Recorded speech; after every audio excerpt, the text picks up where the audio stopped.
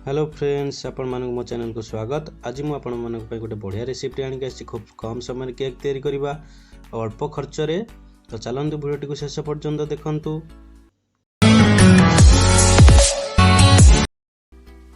Cake तैयारी करे पई प्रथमे मु किछि ओरियो बिस्कुट नैछि आ ताको मिक्सी रे ऐड करि नउछि। देखंतु फ्रेंड्स, मिक्सी रे ऐड करबा परे मु किछि बेकिंग सोडा ऐड करबी हाफ टी स्पून। हम किसी मिल्क ऐड करछि फ्रेंड्स, मु गरम करी ऐड करछि। आपण माने चाहिले ठंडा मिल्क भी ऐड करि परिबे। एबे चलंतु मिक्स करबा।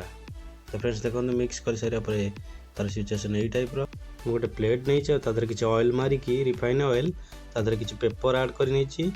देखंतु फ्रेंड्स, आ तादर मु एबे ओरियो क्रीम ऐड करूछि, जोटा ग्राइंडिंग कर रखिथिली ताको मु ऐड करि नउछि।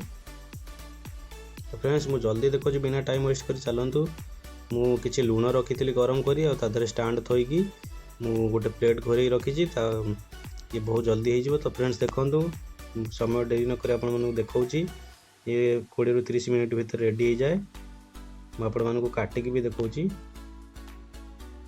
तो फ्रेंड्स देखंतु केक टी रेडी हो सारी, बहुत बढ़िया से रेडी होइछि। तो चलंतु फ्रेंड्स देखियो पे केक टी केमिति होइछि। आपण मानू काटिकी देखौछि। देखंतु बहुत नरम और सॉफ्ट भी अच्छी। छोट छुआ मन बहुत पसंद लगे। तो फ्रेंड्स देखंतु केते बढ़िया से केक टी रेडी हो जाइछि।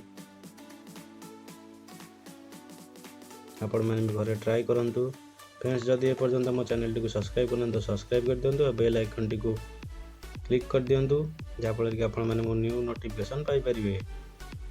आ वीडियो टी को लाइक भी कर दियंतु। तो फ्रेंड्स घरे बनै खांतु, बहुत टेस्टी लगी थाए।